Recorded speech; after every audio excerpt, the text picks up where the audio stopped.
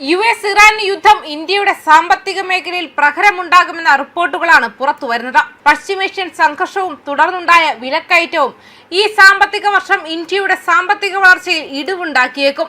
6.2% മുതൽ 6.7% വരെയാണ് വിവിധ റേറ്റിംഗ് ഏജൻസികളുടെ വളർച്ചാ അനുമാനം. അതേസമയം കഴിഞ്ഞ സാമ്പത്തിക വർഷം 7.6% വളർച്ച നേടുമെന്നാണ് കണക്കാക്കുന്നത്. ജൂൺ 5-നാണ് കഴിഞ്ഞ സാമ്പത്തിക വർഷത്തെ GDP കണക്കുകൾ പ്രസിദ്ധീകരിക്കുന്നത്. കഴിഞ്ഞ 4 വർഷവും 7% മുകളിലാണ് വളർച്ച.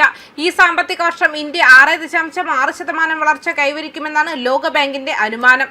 റിസർവ് ബാങ്ക് 6.9%, മൂഡീസ് റേറ്റിംഗ്സ് 6%മാണ് പ്രവചിക്കുന്നത്. 2025-26 ഇന്ത്യ 7.6% കൈവരിക്കുമെന്നും ലോകബാങ്ക് പ്രവചിക്കുന്നു.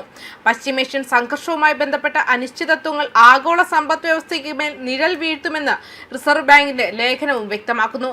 ക്രൂഡ് ഓയിൽ വിലയും വിദേശ നിക്ഷേപകർ ഇന്ത്യൻ വിപണിയിൽ നിന്നും പണം പിൻവലിക്കുന്നതും വെല്ലുവിളിയായി തുടരുന്നുവെന്നും ലേഖനം ചൂണ്ടിക്കാട്ടി.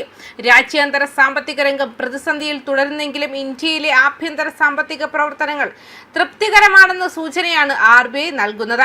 വ്യാവസായിക സേവന മേഖലകൾ കരുത്തുകാട്ടി. സാധാരണയിൽ കവിഞ്ഞ വേനൽ മഴയും വേനൽക്കാല കൃഷിക്ക് സഹായമായി.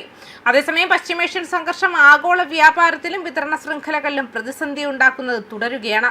ഇത് സാമ്പത്തിക വിപണികളിലാകെ അസ്ഥിരതയ്ക്ക് കാരണമാകുന്നുവെന്നും ലേഖനം ചൂണ്ടിക്കാട്ടുന്നു. കരുത്തുറ്റ സേവന കയറ്റുമതി, മെച്ചപ്പെട്ട വിദേശ നിക്ഷേപം, വിദേശ നാണ്യ കരുതൽ ശേഖരം, നയപരമായ നടപടികൾ എന്നിവ ഇന്ത്യൻ സമ്പദ് വ്യവസ്ഥയ്ക്ക് സംരക്ഷണം നൽകുമെന്നാണ് RBI മുന്നോട്ട് വയ്ക്കുന്ന പ്രതീക്ഷ.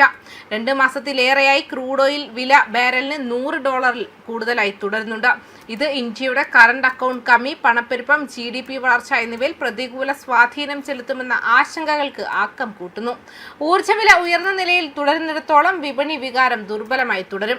മിഡിൽ ഈസ്റ്റ് സംഘർഷം പരിഹരിക്കുന്നതിൽ എത്രത്തോളം കാലതാമസം ഉണ്ടാകുന്നുവോ അത്രത്തോളം ഇന്ത്യൻ സമ്പദ് വ്യവസ്ഥയ്ക്ക് ഉണ്ടാകുന്ന നാശനഷ്ടങ്ങൾ വർദ്ധിക്കും. ഇന്ത്യയുടെ ഊർജ്ജ മേഖലയുടെ ചില ഭാഗങ്ങളിലെ വിതരണ പരിമിതികളും വിലയിലെ കുത്തനെയുള്ള വർധനവും ഈ സാമ്പത്തിക വർഷത്തിന്റെ ആദ്യപാദത്തിൽ സാമ്പത്തിക പ്രവർത്തനങ്ങൾക്ക് ഹ്രസ്വകാല തിരിച്ചടികൾ സൃഷ്ടിച്ചു. രാജ്യത്തിന്റെ വലിയ സാമ്പത്തിക അടിത്തറ, ശക്തമായ ഫോറക്സ് കരുതൽ ശേഖരം, വൈവിധ്യമാർന്ന ക്രൂഡ് സോഴ്സിംഗ് തന്ത്രം എന്നിവ ആഘാതം കുറയ്ക്കാൻ സഹായിച്ചിട്ടുണ്ടെങ്കിലും ഈ ബഫർ പരിധിയില്ലാത്തതല്ല. പിരമൽ ഗ്രൂപ്പിലെ ചീഫ് ഇക്കണോമിസ്റ്റ് ദേപോംപം ചൗധരി അഭിപ്രായപ്പെട്ടു. സർക്കാർ ഡേറ്റയിൽ LPG ഉപഭോഗത്തിൽ തുടർച്ചയായ 2 മാസത്തെ സങ്കോചം ഇതിനകം കാണിക്കുന്നു. കൂടാതെ 2026 ഏപ്രിൽ വ്യോമയാന ടർബൈൻ ഇന്ധന ആവശ്യകതയിൽ കുറവുണ്ടാകുന്നതിന്റെ ആദ്യ സൂചനകളും രണ്ടും പ്രവർത്തനത്തിലെ തണുപ്പിലേക്ക് വിരൽ ചൂണ്ടുന്നു. തുടർച്ചയായ ഹോർമുസ് കടലിടുക്ക് ഉപരോധം പോലുള്ള ദീർഘകാല തടസ്സങ്ങൾ ഈ പ്രവണതകൾ വർദ്ധിപ്പിക്കുകയും ഉയർന്ന വിലകൾക്കൊപ്പം ഈ വർഷത്തെ GDP വളർച്ചയിൽ 25 മുതൽ 35 ബേസിസ് പോയിന്റുകൾ കുറയ്ക്കുകയും ചെയ്യുമെന്നും ചൗധരി പറഞ്ഞു.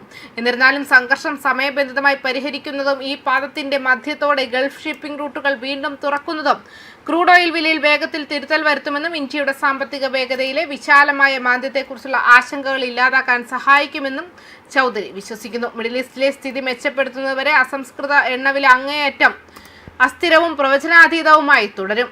ഇത് രണ്ടാമത്തെയും മൂന്നാമത്തെയും ഓർഡർ ഇഫക്റ്റുകൾക്കൊപ്പം ശേഷിക്കുന്ന സാമ്പത്തിക വർഷത്തിലേക്ക് വിപണികളെ ടെൻസ്റ്റർ ഹുക്കുകളിൽ നിലനിർത്തും. അടുത്ത കുറച്ച് മാസങ്ങളിൽ നിഫ്റ്റി 26,500-നും 22,500-നും ഇടയിൽ ഒരു പരിധിയിൽ തുടരുമെന്നും പ്രതീക്ഷിക്കുന്നുണ്ട്.